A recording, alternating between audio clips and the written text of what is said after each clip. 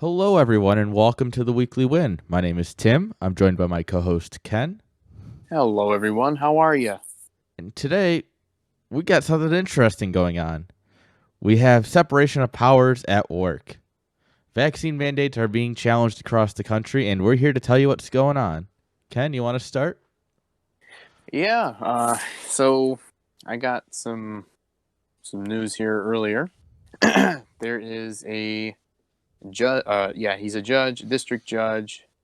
He was a Trump appointee back during his presidency. I believe his name was Matthew Shelp or something like that. Maybe I'm mispronouncing that, but Give or take. suffice to say, this gentleman has blocked the Centers for Medicare and Medicaid Services, otherwise known as CMS, their mandate to force some 17 million healthcare workers to take a vaccine. He said in his 32-page ruling a couple of very interesting things. 32 pages. Wow. Yep, and I've got kind of the key things here. He says the plaintiffs are likely to succeed in their argument that Congress has not provided CMS the authority to enact the regulation at issue here. Congress did not clearly authorize CMS to enact this politically and economically vast, federalism altering, and boundary pushing mandate which Supreme Court precedent requires.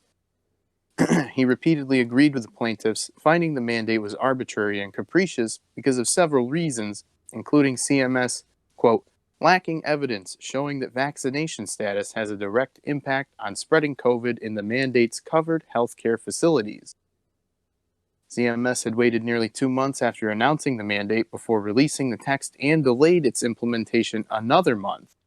The agency also waited more than 10 months after 2 different COVID-19 vaccines were cleared by drug regulators to impose the mandate. So this ruling will apply to Missouri, Nebraska, Alaska, Arkansas, Kansas, Iowa, Wyoming, both the Dakotas, and New Hampshire. Wow. That's far reaching, actually, for a lower judge, a district judge. Yep. Hey, Tim, you remember just, I think it was like last week or perhaps the week before, how I had said something about, Joe Biden had waited till, sometime after the holidays to implement stuff, and Yeah. that this would be used by the courts? Yeah, actually. I remember recording that with you. Yeah, do you? Huh, that's pretty funny. Now, I'm not saying that because I'm a mind reader or because like my brother is this judge or something or another. I'm saying this because it's common sense. Yeah. That was our OSHA mandate one, right? That would be so hilarious if it was OSHA. Yeah, I think that's Oh, when we talked please. about this. That was actually a week ago because that was last Monday.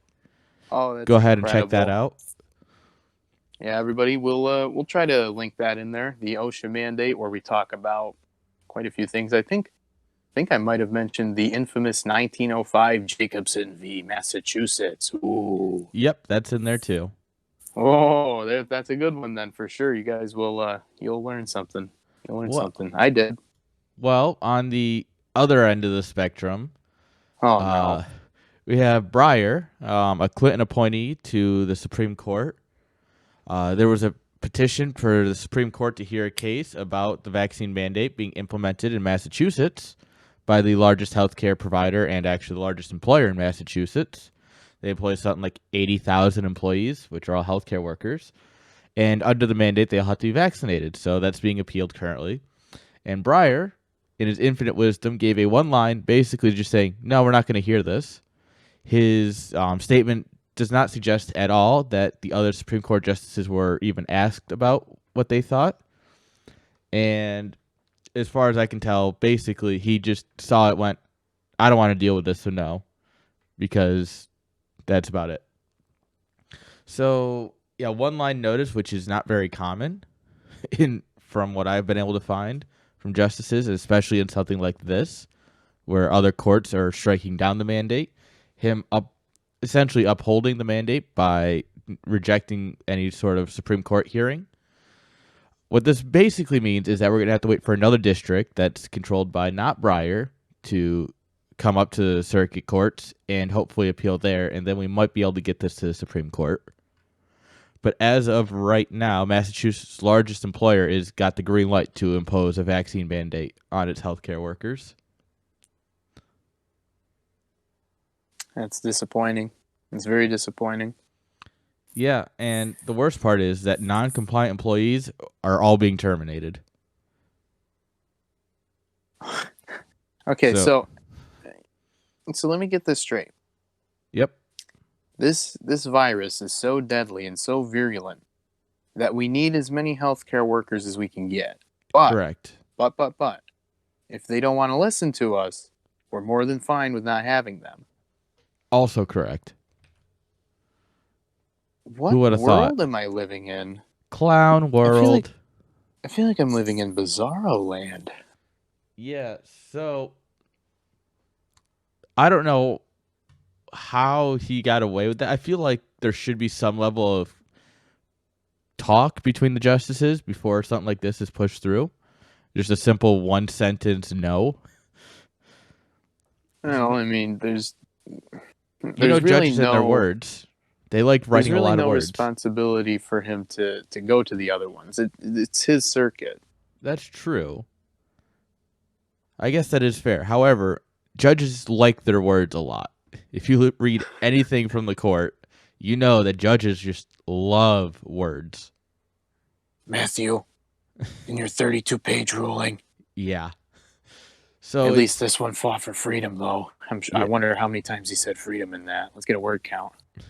So it's just kind of surprising that he would deliver a one sentence response and call it good.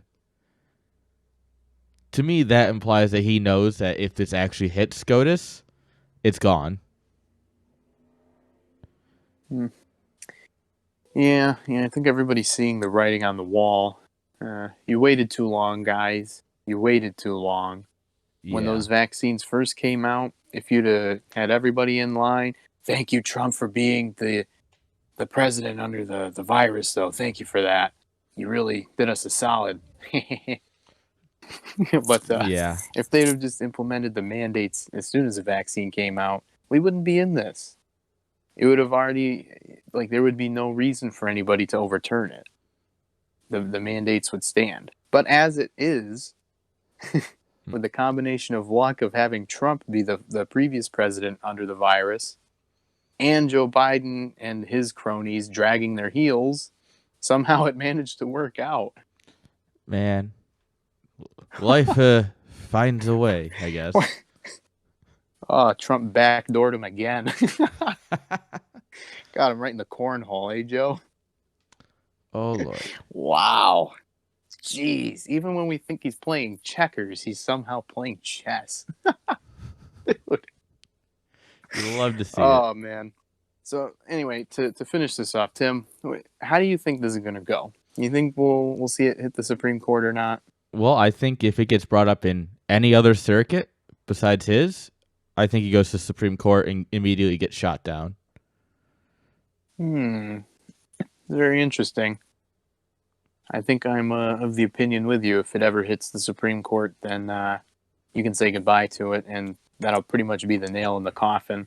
Well, I would be surprised if it doesn't appeal. I mean, you got to look at some of the circuits that are being held by especially Trump appointees. I really do think that there's a good chance of it being appealed to one of those three, and then immediately going into the Supreme Court and winning. Well, we win as an American that doesn't want to have a vaccine mandate. Shh, can't say that. We're Not going to too have to late. send you off to the re-education camps. Oh, well, I'll be in good company. And on that note, we hope you all have a great day, and God bless.